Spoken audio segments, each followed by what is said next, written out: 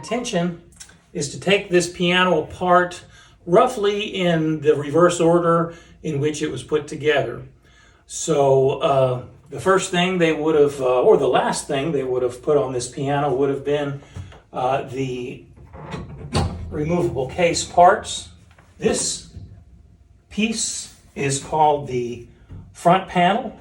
In this piano, it actually also doubles as the music rack. And this is the music shelf. Just a couple latches, and we can remove this piece. Next, we have the fall board.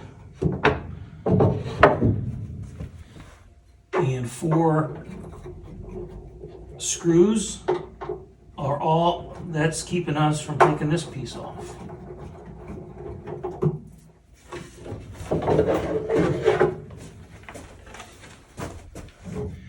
This piece is the key upstop rail. It keeps the keys from rising too far up. If you were to play the piano without this and you've got your finger somehow hooked under the key, the key might end up like that.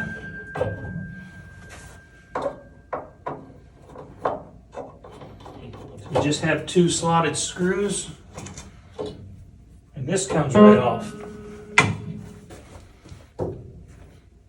Under here we have the bottom board, or knee board, or kick board. Just a spring holding that on, not even a screw. Now all those pieces were pieces that are designed to be easily removed so that a piano technician can access the piano in order to work on it. This lid would normally not come off during piano service,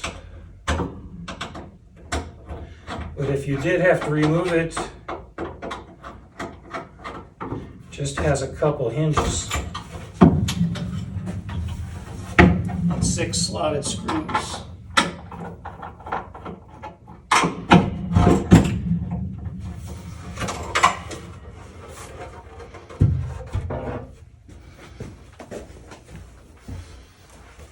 Now I'm going to take the key slip off. That's the front piece here that goes in front of the keys. And the screws for this are always located underneath.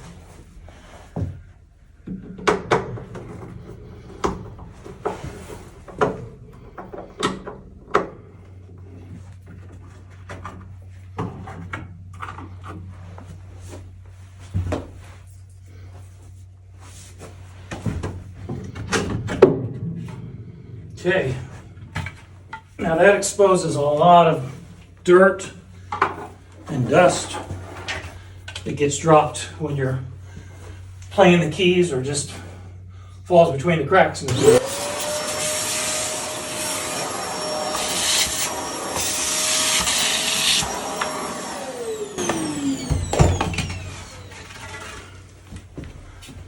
I'm going to remove these blocks on the side of the keys. They're the cheek blocks. And in this case, looks like the screw's located underneath.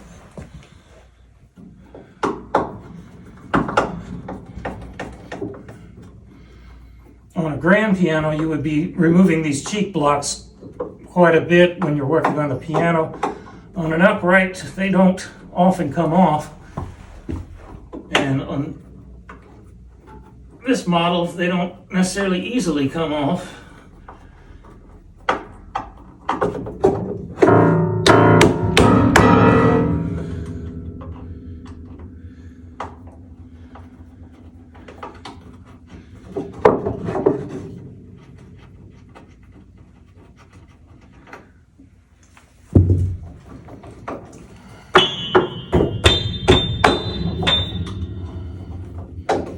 This piano is not going to get treated gingerly as if I were working on it to keep.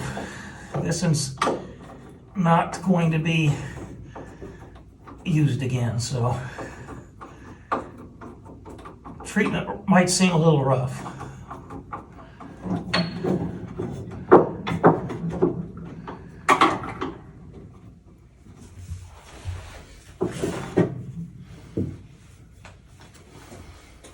Okay, now when they made this piano, probably one of the last things to go in would have been the action.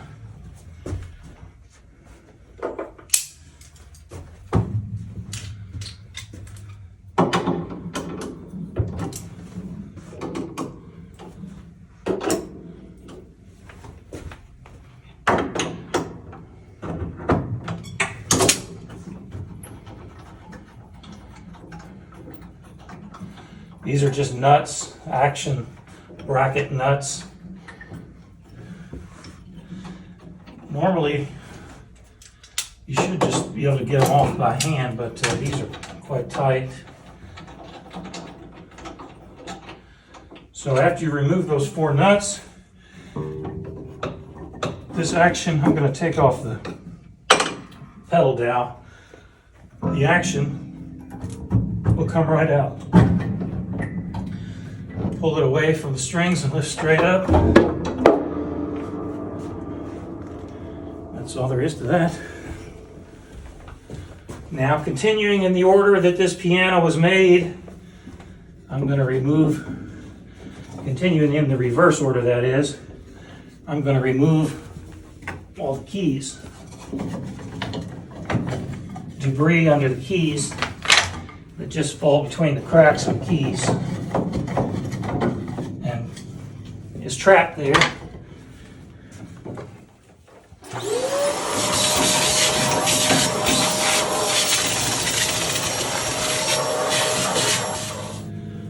Okay, at this point, when this piano is made, it would probably be on its back, because the next thing that was probably put on this piano would have been the bottom board and the pedals.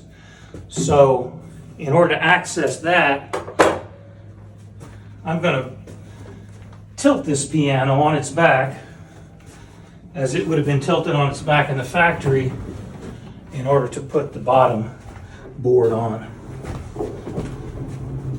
And to do that, I'm going to use a piano tilter.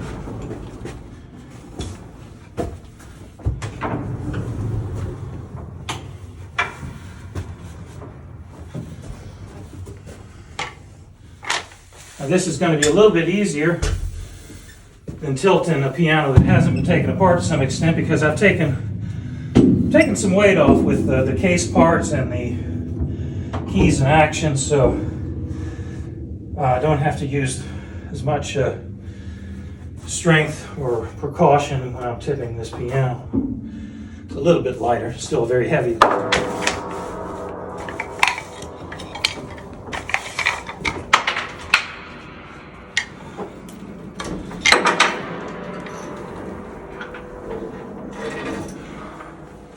I'm going to turn it around here so we can see the bottom board.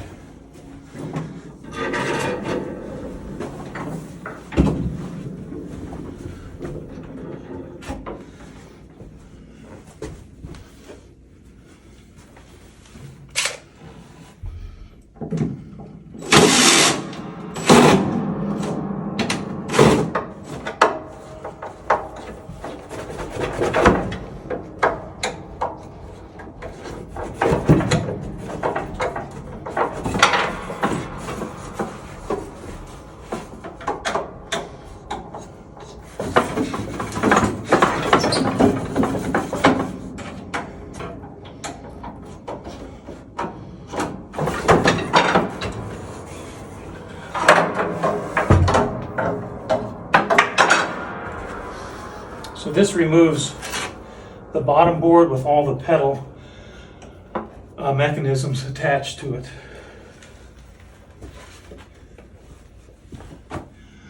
Next thing I'm going to remove is this, I think it's called the toe beam, or the pedal board, or the pedal front board.